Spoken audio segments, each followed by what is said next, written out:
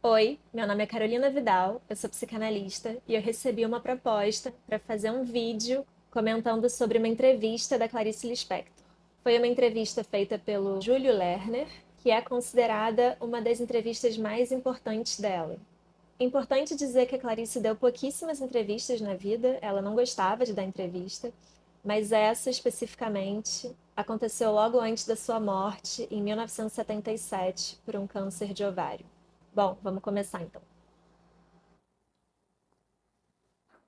Clarice Lispector. De onde vem esse Lispector? Eu não sei, eu perguntei, é um nome latino, né? E eu perguntei ao meu pai desde quando havia Lispector na Ucrânia. Ele disse que de gerações e gerações anteriores. Um nome que quando aparece, quando eu escrevi meu primeiro livro, Sérgio Méliès, eu era então completamente desconhecida, é claro. Sérgio Méliès diz assim: essa escritora de nome desagradável, certamente um pseudônimo, não era o meu nome mesmo. Essa pergunta sobre o sobrenome dela é uma pergunta importante, psicanaliticamente falando, porque é uma pergunta que fala da questão da nomeação, da identidade e da identificação do sujeito. É desde muito cedo que a gente recebe um nome, na grande maioria das vezes desde antes da gente nascer. Nós somos então identificados com esse nome e passamos a responder por ele. Isso é uma inserção cultural nossa num campo relacional com o outro. Outro é esse que é primordialmente os nossos pais, ou então as figuras que exercem essas funções, que se tornam então um referencial. O sujeito, então, forma a sua identidade através dos laços identitários que ele faz com os outros. Eu não vou aprofundar isso muito aqui, porque senão vai ficar muito extenso e eu tenho essa tendência. Então eu vou citar só. De acordo com Lacan, no Seminário 9, A Identificação, o fenômeno identitário se organiza na relação estrutural entre sujeito, significante e afeto. Segundo Freud, a identificação é a mais antiga manifestação de uma ligação afetiva. Tem um conto do Machado de Assis que se chama O Espelho, onde tem um sujeito que foi condecorado alferes pelo exército, título, um cargo militar. E esse sujeito, que eu não lembro o nome agora, não à toa, passou por uma crise de identidade após algum tempo em isolamento. Ele se viu angustiado por essa solidão e passou por uma sensação de estranhamento.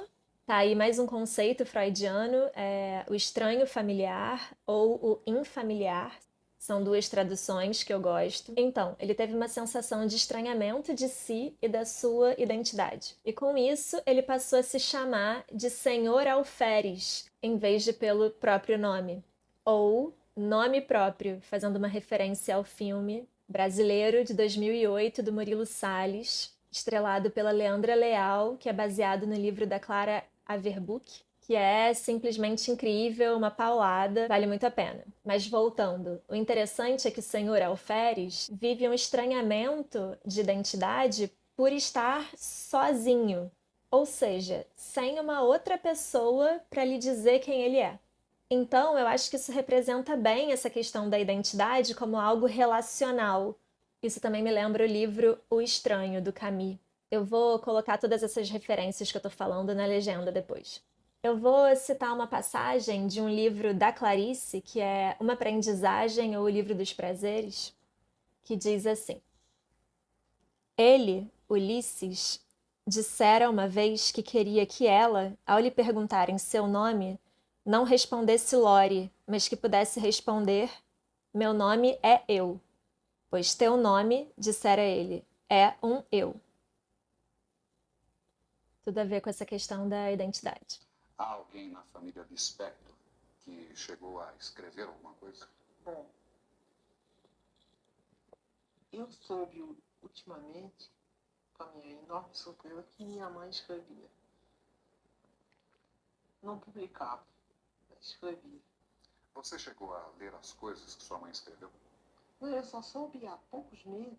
mas não teve condições de ler? Não, sabe que sua mãe fazia um diário e escrevia poesia? Eu fiquei antes dos 7 anos eu já fabulava, já inventava história. Por exemplo, inventei uma história que não acabava nunca. Comecei a ler e escrever, comecei a escrever também. Pequenas histórias. Quando a jovem, praticamente adolescente Clarice Lispector descobre que realmente é a literatura, aquele campo de criação humana que mais a atrai, a jovem Clarice tem algum objetivo específico ou apenas escrever sem determinar um tipo de público? Apenas escrever. Aqui, quando ela diz que é apenas escrever, me parece que ela está falando de uma coisa que é inerente para ela. Ela não tem um objetivo específico de fama ou de alcançar um grupo específico de pessoas. Essa é a forma que ela encontrou de se expressar. E para mim, essa é a verdadeira arte, que é quando é natural. Não à toa a gente vê os diretores de cinema, de teatro ou os coreógrafos buscando que os atores, os bailarinos, encontrem um lugar que é mais verdadeiro, natural, menos falso ali naquela representação.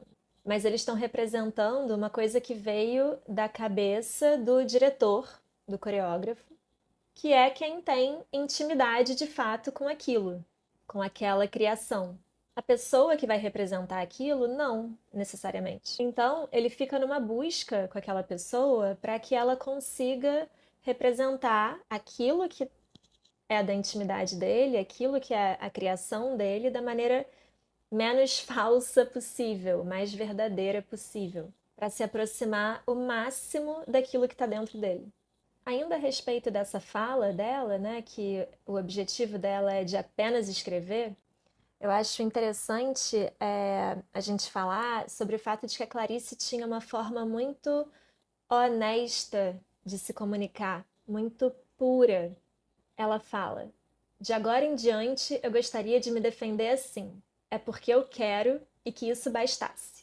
A gente está acostumado a ficar dando muita explicaçãozinha para o outro, muito preocupados em não ficar mal frente ao outro. A Clarice não tem isso. Ela não está preocupada com o que o outro vai achar. Ela tem essa honestidade que eu estou chamando de alguma coisa muito crua. Você podia nos dar uma ideia do que era a produção da adolescente Clarice Lispector? Caótica, intensa, inteiramente fora da realidade da vida. Eu sou tímida e ousada ao mesmo tempo. Tem uma fala do Winnicott, que é um psicanalista muito importante para a teoria psicanalítica, que diz: os artistas são pessoas motivadas pela tensão entre o desejo de se comunicar e o desejo de se esconder. Clarice já falou várias vezes sobre o quanto que ela não gostava de dar entrevista, mas ao mesmo tempo ela precisava se comunicar. Ela mesma fala: perdi muito tempo até aprender que não se guarda as palavras. Ou você as fala, as escreve, ou elas te sufocam. Então, ela tem esse ímpeto de se comunicar, mas, como o Winnicott diz, tem uma ambivalência grande aí de se precisar se esconder também. Clarice, a partir de qual momento você efetivamente decide assumir a Eu carreira nunca de assumi. escritora? Eu nunca assumi. Eu não sou uma profissional, eu só escrevo quando eu quero. Eu sou uma amadora e faço questão de continuar a ser amadora. Com relação a isso, tem também uma frase da Clarice que ela diz que não se entende como intelectual, que ela escreve com o corpo. E eu acho isso muito interessante porque tem algo de ser amadora que me parece estar mais próximo de um tipo de sensibilidade que é mais corporal mesmo, menos intelectualizada. A sua produção ocorre com frequência? Você tem períodos de produzir intensamente? Tem período de produzir intensamente, tem períodos hiatos em que a vida fica intolerável. E atos de escrita em que a vida fica intolerável. A escrita, para ela, tem o poder de salvação, de atravessamento, de contorno. Se ela fica sem escrever, ela não está conseguindo se expressar da maneira que faz mais sentido para ela, da maneira mais natural para ela. E isso é bem psicanalítico também, né? O poder de transformação, de dar a vida que a fala tem. Esses hiatos são longos ou não? Depende, pode ser longo, e eu vegeto nesse período. Ou então eu, para me salvar, me lanço logo uma outra coisa, como por exemplo, acabei a novela, tô meio louca, então tô fazendo a história de pra criança. É mais difícil você se comunicar com o adulto ou com a criança? Quando eu me comunico com criança, é fácil, porque eu sou muito maternal. Quando eu comunico com adulto, na verdade estou me comunicando com o mais secreto de mim mesma. Aí é difícil. Isso é interessante. Todo adulto tem uma criança dentro de si. Acho que isso pode facilitar, talvez, né, para ela essa sensação de ter uma comunicação mais fluida com a criança. Ferenczi, que é um dos meus autores psicanalistas preferidos, ele diz que toda análise é uma análise de criança, mesmo quando o sujeito sentado à frente do analista é um adulto. Já com o adulto, ela diz que é mais difícil porque esbarra naquilo que é secreto dela. Penso que ela está falando dessa coisa que é inapreensível da experiência humana, desse mistério do ser adulto que ninguém sabe muito bem o que que é. Quando a gente come o fruto proibido, que é a marca da entrada na adultez, tem alguma coisa que se perde da gente, que fica secreto, que a gente sabe, mas não sabe. O adulto é sempre solitário. O adulto é triste e solitário. E a criança? A criança tem a fantasia, é solta. Isso é muito lindo. De novo, ela está falando dessa coisa que o adulto perdeu. O adulto fica muito em contato com as faltas. Amor que se preze é uma dança de faltas. É uma frase da Anna Sui, uma psicanalista contemporânea que eu gosto muito. Já a criança ainda tem a fantasia que o adulto perdeu. A ingenuidade, talvez. Sobre isso, eu relaciono com o filme O Anjo Exterminador, do Buñuel, em que a gente vê vários adultos reunidos numa festa, num banquete, que a partir de determinado momento eles simplesmente não conseguem sair dali, não conseguem ir embora, e a porta está aberta. A única pessoa que consegue circular, que consegue entrar e sair é uma criança. A criança tem uma liberdade que o adulto não tem. E que eu acho que tem a ver com essa fantasia que a Clarice está falando. A partir de que momento, de acordo com a escritora, o ser humano vai se transformando em triste e solitário? Isso é segredo. A qualquer momento da vida, basta um choque um pouco inesperado e isso acontece. Mas eu não sou solitária, não, tenho muitos amigos. E só tô triste hoje porque eu tô cansada. Admitir a tristeza, né? Acho que hoje em dia a gente vive num mundo das aparências, as boas aparências, aliás, né? Não tem espaço para mal-estar, para sofrimento. E ela é de uma época onde era mais aceito falar sobre isso, mas ao mesmo tempo era um tabu também. Então tem uma coisa nela de uma coragem de dizer numa entrevista que ela tá triste, que ela tá cansada. É o que eu falei antes, tem uma honestidade muito pueril nela, que eu acho lindo. E que me lembra o personagem do filme A Baleia, que está em cartaz agora, concorrendo ao Oscar, do Aronofsky, interpretado pelo Brendan Fraser, que é um professor de redação, de escrita, e ele pede para os alunos dele: só escrevam com sinceridade. E eu acho que o que a Clarice faz é literalmente isso. Ela é a incorporação dessa sinceridade que o protagonista do filme quer provocar nos alunos dele. Rilke, em seu Cartas a um Jovem Poeta, respondendo a uma das missivas, perguntava ao jovem que pretendia se tornar escritor: se você não pudesse mais escrever, você morreria? A mesma pergunta eu transfiro a você. Eu acho que enquanto não escrevo, eu tô morta. Esse período, É muito duro, período entre um trabalho e outro. E ao mesmo tempo é necessário para haver uma espécie de esvaziamento da cabeça, para poder nascer alguma outra coisa. Se nascer, é tudo tão incerto. Isso que ela está falando sobre esse tempo, esse espaço ser necessário para que possa nascer alguma outra coisa, eu acho bem importante. E eu posso fazer uma relação disso com a questão do intervalo da análise também. Muitas vezes é esse intervalo que vai ser motor para que algum novo movimento se dê no sujeito. Um sujeito que fica em análise direto, sem pausa, talvez não esteja podendo entrar em contato com algumas coisas que seriam importantes para que ele entrasse em contato. Mesmo que possa ser difícil ficar sem um processo ativo de análise ou sem escrever, como no caso da Clarice, é um difícil que vai te provocar também mais material para futuros atravessamentos, para uma escrita futura ou para uma análise futura. Você se considera uma escritora popular?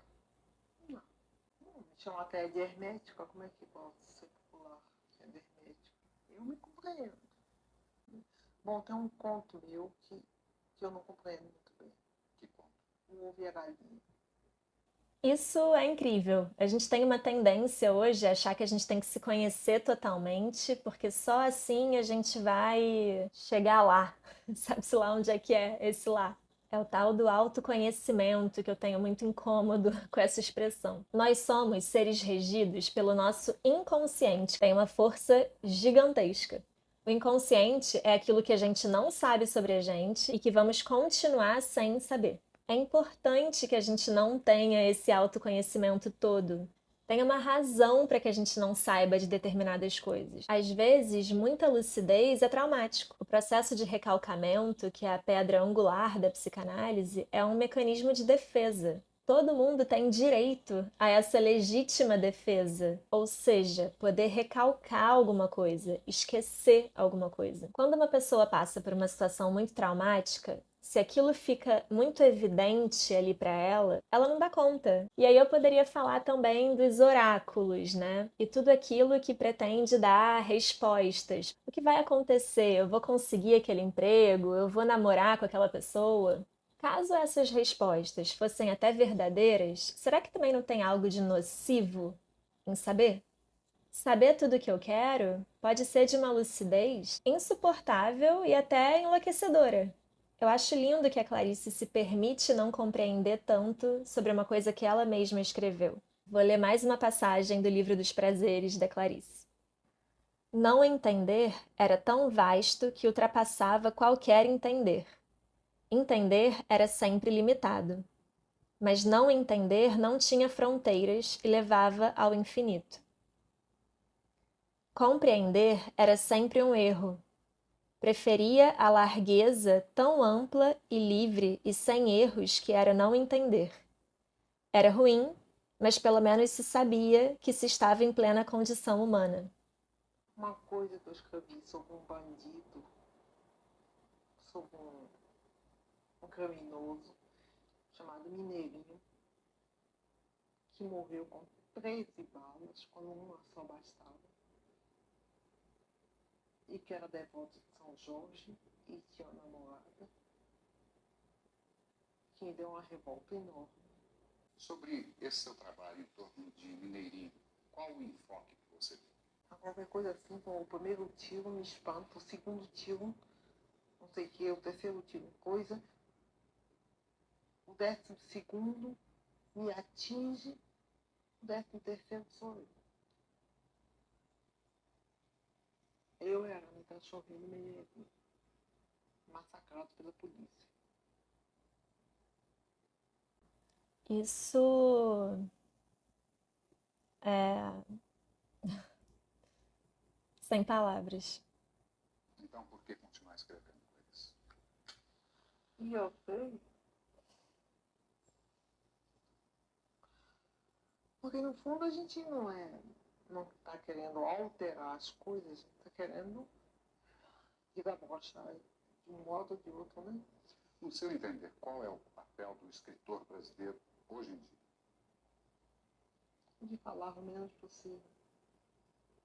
Eu fui a uma cartomante e imaginei ali várias coisas boas que iam acontecer e imaginei quando tomei o táxi de volta, seria muito engraçado se um táxi me pegasse, me atropelasse e eu morresse depois de ter ouvido todas as coisas boas.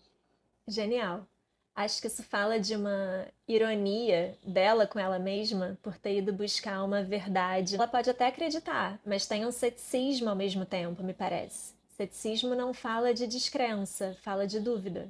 Muito importante que a gente mantenha as nossas dúvidas. Você entra em contato, eu acredito que com frequência, com jovens estudantes De universitários. vez em quando me procuram, mas isso é muito assim, medo de me atrapalhar. Isso é muito medo de que eu não receba. Por qual razão? Eu não sei porquê. Mas aqueles que conseguem ou romper a Aí timidez, ficam perfeitamente à vontade comigo, e tomam café comigo, e entram na minha casa e eu recebo como amigo.